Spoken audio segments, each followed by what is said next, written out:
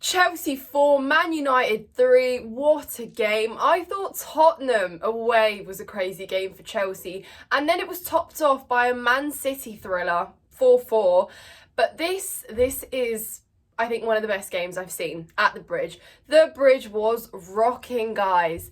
Anyways, welcome back to Nina's Chelsea Corner. Welcome to the channel if you're new around here. I am still buzzing. I literally got home at 12:30 and I couldn't sleep because I was literally buzzing. I was so happy and I deserve it. We deserve it. Chelsea fans deserve it. It wasn't pretty, it wasn't convincing, but who cares? It was a result. And I literally said to everyone that was complaining a little bit about the game, Man United are sixth, but they have been grinding out results, winning scrappy games at times and just taking points where they can. That is literally what has separated us. We've both been underperforming this season, so why would I care that we performed a little bit worse this game and that we lost the 2-0 lead and that we lacked control after we did take the 2-0 lead? So guys, honestly, take it, because the feeling I was feeling about 90 minutes in, I was so deflated. The emotions literally went from 0 to 100 in that 8 minutes of injury time. I felt it all. And I thought, I will be so gutted if we have bottled a 2-0 lead at home only to walk away defeated 3-2 by Man United. 3 losses in a row it would be after a really disappointing Old Trafford display. Man United doing the double over us would have been unacceptable. It really would have let in a new negativity and new low into the club, and we just couldn't let that happen. I don't know what it was, but there was something in Stamford Bridge, at Stamford Bridge last night, and it probably is someone by the name of PALMER, but honestly, guys, so good from us. We deserved it. It was just insane. I haven't seen a last-minute winner, like, talk about a last-minute winner like that. 2 goals in the space of, 2 minutes, of 8 minutes at a time. It was just insane. I think it was probably 100 and 101, something like that. But just a new record, a new high. Pochettino was... I've not seen him like that on the sideline. Fair enough, that was passion. Yeah, he can take some fault for a few things that went wrong last night. But guys, I've complained a lot on this channel. I've complained about Chelsea a lot this season. So I'm just truly going to enjoy it. And I'm going to be in a really good mood. You know, bring on this weekend. Like, how many weekends we have just been so deflated by Chelsea's performances. So last night we deserved it, and Cole Palmer said it right. This was for the fans, and I'm so glad that he appreciates and understands exactly how much this means to us. But anyways, guys, there's going to be no chronology. There's going to be no order to this match review, because frankly, there were so many goals, there were so many moments, there were so many things that happened on the pitch last night. It's hard to analyse, it's hard to put into words, because I think emotion just completely took over for me in that game. And yeah, but a great bright start from Chelsea. We didn't set up too differently from how we did against Burnley, and Pochettino came out and said and justified that was because he didn't really want to ruin the balance of the game, as in terms of the chemistry that's been building with these players. He's pushing for these relationships to grow on the pitch, and fair enough. Gave them a chance to redeem themselves after a very poor draw to Burnley, 10-man Burnley, previous game. So I didn't really have an issue with that, and we actually started very well, in control. Passes were great, quick and snappy. We had energy on the break, and we were taking advantage of that as well, because I think Chelsea have been at fault a lot of the time this season for playing too slowly out the back, for not taking advantage of these breaks and hitting teams on the counter. But I thought we did that very well in those opening minutes, and then inside 4 minutes we were 1-0 up, just like that. Brilliant assist, Malo Gusto. Conor Gallagher takes the shot. It is a deflection off, I think it was Varane, but it goes in, and Stamford Bridge is raised. And you know what, guys? One thing about Stamford Bridge is once we have scored, expect the atmosphere, because I know I've been complaining a lot about the atmosphere, and I really wish that Stamford Bridge could be livelier. that came true last night. It came true, and it was just so good to see. Yeah, the energy just burst because Man United were a lot louder than us in those opening minutes, but it did go pretty quiet after Conor Gallagher's goal. So fair play, really did put things, and I saw that, you know, pressing grew from us. We wanted it, we were hungrier to get and find a double lead, and we did. Cole Palmer penalty or not, I need to rewatch that back, but no complaints right now, guys. Cole Palmer does what he does best, puts it away. He is just exceptional from the penalty spot. How he is so cool, calm and collected, I don't know. You know, doubles the lead for us, 2-0, and we're thinking, wow, Chelsea, you know, we've really got this in control. We really are managing well until individual error from Moises Caicedo. Oh, guys, I was gutted for him because I saw how much it really got to him, but it was just so poor, wasn't it? Poor mistake. Garnacho sees it, capitalizes, it's 2-1, man. And I just think, yeah, this is just typical Chelsea. And it's almost like you're reading a script at this point because you're thinking we're 2-0 up. It's quite mad that we're 2-0 up, and then suddenly they score and you think, there we go. There is the script. There is a script being brought to life by Chelsea on the pitch. And that's what happened. And it wasn't too long. It wasn't too long until we lost our heads, misplacing passes, making individual errors. Honestly, I said in my Chelsea Fan TV fan cam that it was like you threw a rotten apple in the middle of a pitch and it kind of just spread round to all the players because they seemed to just be misplacing passes, not reading each other's run, losing the ball in key areas, gifting Man United basically opportunities. And it just, yeah, it wasn't good enough. And then the equaliser came and you're just thinking, yeah, here we go. That was 35 minutes, really enjoyed, and it's gone now. We're equalised, we're levelled, and it was just disappointing. And I'm sure we all felt the same deflation and that kind of here we go again that always seems to kick in, you know. And I just thought, yeah, that's just typical Chelsea. But we went into the second half not very much better. I saw a lot of tweets of Chelsea fans saying we all know what happens in the second half. We all know that we seem to regress, and I don't know what Pochettino says to the players at halftime and all of that talk. And it almost just was true because, again, we kind of know what to expect, right? Like, Chelsea's the most predictable and unpredictable team in league. Like, what are we? Like, what do we do?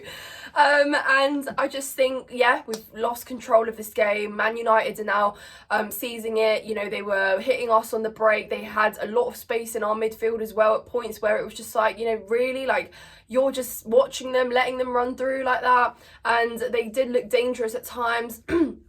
But when their comeback goal came, guys, 3-2, Garnacho to score, I was just like, yeah, that's it. It's done. We've really bottled a 2-0 lead at home, and we're going to be defeated by Man United 3-2. They were buzzing, absolutely buzzing. And honestly, guys, I just looked around at all the home fans and it was just like faces dropped. Despair. I thought there is no way. Honestly, guys, I was feeling it all. I probably will have grey hair by the time I'm like 30. Like, I will have just grey hair because what the hell, Chelsea? You have me going through so much anger. Like, anger, happiness, everything.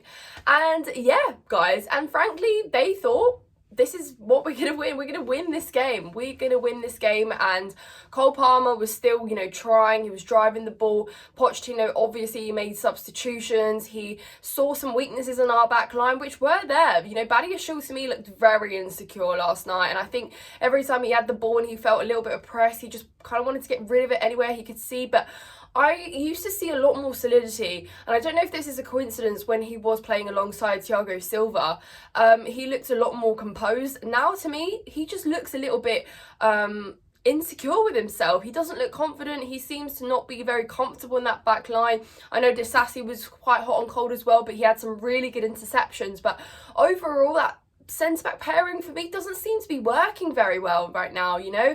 There are a lot of flaws that we can see in our back line, and it is reflected in the amount of goals we've conceded, because it's 6 games now where we've conceded 2, and obviously last night we conceded 3. So that is a big route, like that is a big area to improve. And Pochettino obviously saw that, made some changes, brought on Alfie Gilchrist and Trevor Chalobah just for some refreshment there.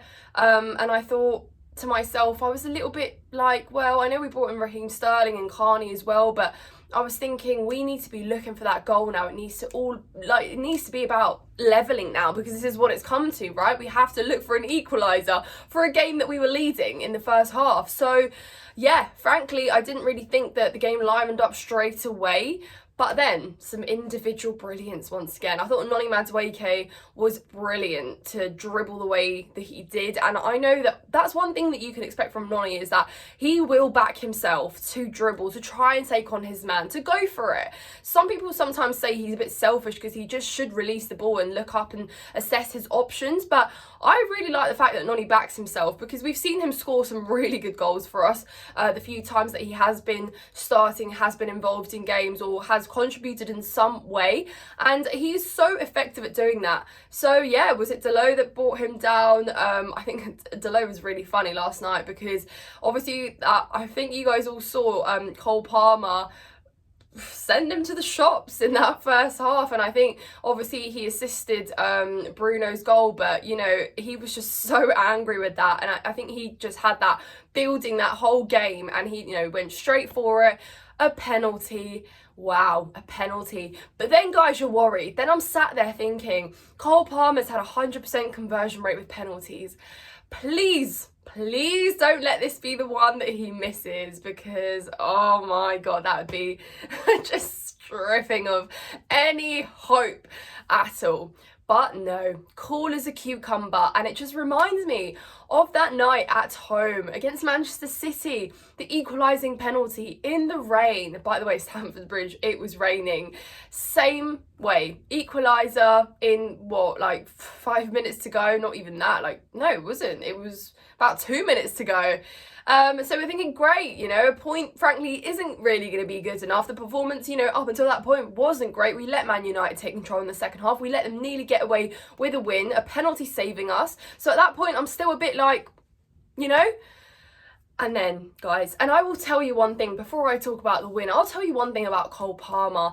That boy has so much spirit and fighting spirit in him, because as soon as he scored that penalty, he was like, right, let's go for it. We have literally, what, a minute left, but a minute, if we've seen it in football, is long enough for you to be able to score a goal. And he just lifts the whole team. And he's like, right, let's go get it. And it wasn't the first time, guys. His body language on the pitch is just admirable. He is someone that, you know, lifts the fans, and I've seen him, he'll go to take a corner and he'll literally tell the crowd to be louder, to support the players, and he's really built that affinity with the fans and the players and his manager in such a short space of time for being at Stamford Bridge, you know. So Cole Palmer, take your flowers, you have been exceptional.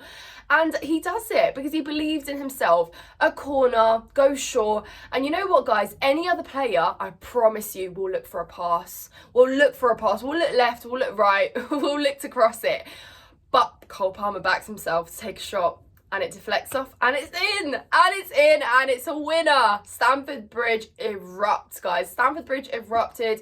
I was up in Westfield and nearly jumped over the thing. It was just crazy.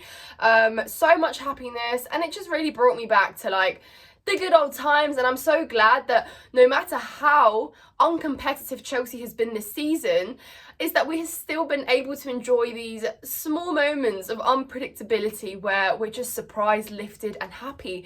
And all that matters is that we have claimed our win at home against Manchester United, finally in the league. 4-3, everyone's crazy, Pochettino screaming, the players are all going crazy, and Man United, wow, faces to the floor. And notice, guys, how I didn't even mention Mason Mount in this whole thing. And Mason Mount did come on and he got booed a lot. But frankly, I don't know about you guys, but I feel indifferent about Mason Mount. He's no longer a Chelsea player. We have moved on. We have so many problems to fix and address since then that he has just become, you know, a player of the past. Thank you so much for everything you did. I will always appreciate that and I won't take anything away from it. But frankly, you're not a Chelsea player anymore. So I don't really care to scrutinise you, I don't really care to look at you, but you know, that picture that I'm sure you all saw circulating around social media of Cole Palmer being lifted with Mason Mount's head down facing the ground with just the pride of London at the back just speaks, you know, speaks loudly, and all that matters is that Chelsea won, so it doesn't really matter. But yeah, obviously great, and I think it was a combination of fans booing Garnacho and booing Mason Mount, which kind of just made it this one loud boo at Stamford Bridge. Yeah, insane. But guys, what a game. I'm, as you can tell, so excited still. I hope, Chelsea fans, that you have a good weekend because you deserve it. Take the pride, take the happiness. I said on my Chelsea Fan TV preview that I thought we could get something out of this game, and I had comments in the comments from Man United fans saying, you are so delusional. Okay, you enjoy that one. Anyways guys, make sure you're subscribed to my channel if you've enjoyed this video, or if you enjoy my content and want to see more. Hit the like button as well, helps it share around, really helps out the channel, helps out me. As always, let me know your thoughts in the comments down below, what you loved about that game, how you felt, what on earth you felt during that night, because it took us on a roller coaster.